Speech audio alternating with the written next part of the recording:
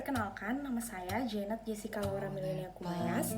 Saya di sini akan menjelaskan materi dari bab 3 yang membahas tentang purchasing dan bab 4 yang membahas tentang information technology. Selamat menyaksikan. Yang pertama ada purchasing, buy and work with suppliers. Soal pertama menyebutkan apa saja proses purchasing secara umum. Proses purchasing secara umum dimulai dari perencanaan, memilih supplier, melakukan bidding, dan yang terakhir negosiasi. Soal kedua, apa yang dimaksud dengan analisis TCO dalam purchasing? Yang dimaksud analisis TCO dalam purchasing adalah membandingkan beberapa opsi berdasarkan rincian biaya yang dikeluarkan untuk opsi-opsi tersebut. Analisis TCO lebih menekankan apa saja yang didapat dari barang atau jasa tersebut dan berapa banyak biaya yang akan dikeluarkan, artinya bahwa kita bisa membayar lebih mahal, memang itu adalah value for money. Soal selanjutnya merupakan soal kasus dari PT ABC yang merupakan perusahaan yang bergerak dalam bidang manufacturing barang elektronik. Selama ini perusahaan membiarkan setiap bagian untuk menyediakan barang yang dibutuhkan dalam proses melakukan pekerjaan masing-masing, dan selama ini perusahaan berkembang dengan tidak sesuai yang diharapkan karena biaya operasional dan non-operasional yang tinggi serta menumpuknya barang yang tidak dibutuhkan. Dalam hal ini pihak manajemen perusahaan menilai inilah saatnya perusahaan menerapkan sistem purchasing. PT ABC yang mulai mengetahui pentingnya purchasing dalam pengadaan kebutuhan perusahaan menerapkan sistem pembelian melalui departemen purchasing, di mana seluruh kebutuhan perusahaan yang berhubungan dengan pembelian barang dan jasa disediakan oleh bagian purchasing. Dalam kasus di atas ada beberapa hal yang penting dalam menonjolkan pentingnya purchasing. Apa saja hal tersebut? Beberapa hal penting dalam menonjolkan pentingnya purchasing menurut kasus di atas adalah: yang pertama, purchaser mempunyai tanggung jawab dalam hal menyeleksi dan menjaga hubungan dengan vendor. Yang kedua, purchaser harus mempunyai kalangan pergaulan. Yang ketiga, purchaser dapat menyeleksi kebutuhan yang benar-benar dibutuhkan oleh perusahaan.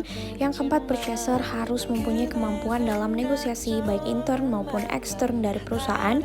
Dan yang kelima, purchaser harus mempunyai wawasan yang luas dalam menentukan harga dan kualitas barang.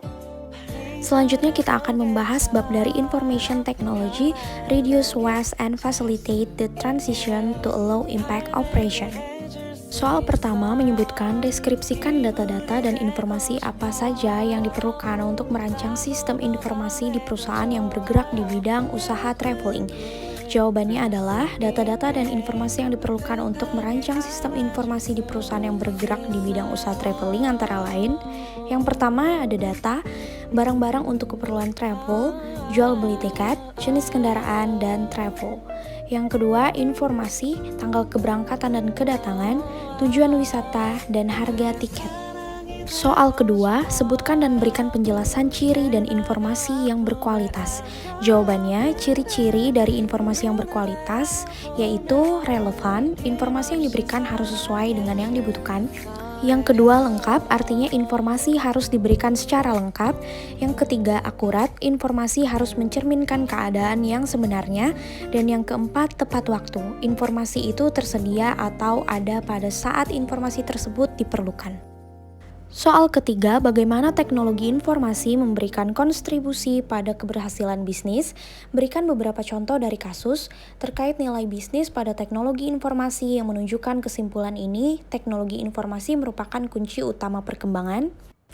Jawabannya, fakta dari kontribusi teknologi yang menunjukkan bahwa Inc. yang dari perusahaan berkelas rumahan menjadi perusahaan berkelas dunia adalah: 1. Penggunaan website www.sewating.com mampu meningkatkan jumlah dan memperluas jangkauan pelanggan dari skala lokal menjadi skala internasional. Yang kedua, meningkatkan pendapatan perusahaan dari 45% menjadi 65%. Yang ketiga, memberikan informasi melalui search engine dalam berbagai bahasa kepada pelanggan sehingga memudahkan calon pelanggan memahami isi website dan membuka peluang datangnya pelanggan baru dari berbagai negara. Yang keempat, memberikan layanan kepada calon pelanggan dalam memperkirakan kebutuhan pelanggan terkait dengan jumlah meter kain yang dibutuhkan, jenis bahan, warna pilihan model, dan lain-lain sehingga pelanggan dapat menentukan jenis pesanan sesuai dengan kebutuhan. Layanan kepada pelanggan juga diberikan misalnya dalam hal petunjuk perawatan produk. Yang kelima, pemanfaatan teknologi informasi membuat SEWAT Inc. memiliki database pelanggan dan calon pelanggan potensial di seluruh dunia yang bisa di-maintenance untuk mempertahankan pasar mereka.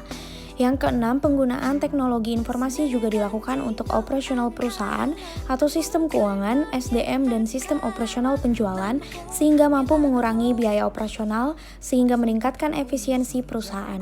Yang ketujuh, sistem teknologi informasi yang terus berkembang dan update memberikan motivasi bagi perusahaan untuk terus menjanjikan perbaikan dan peningkatan layanan terutama kepada pelanggannya sehingga menarik minat pelanggan potensial untuk datang ke website Sewot Inc. dan mempertahankan pelanggan setia.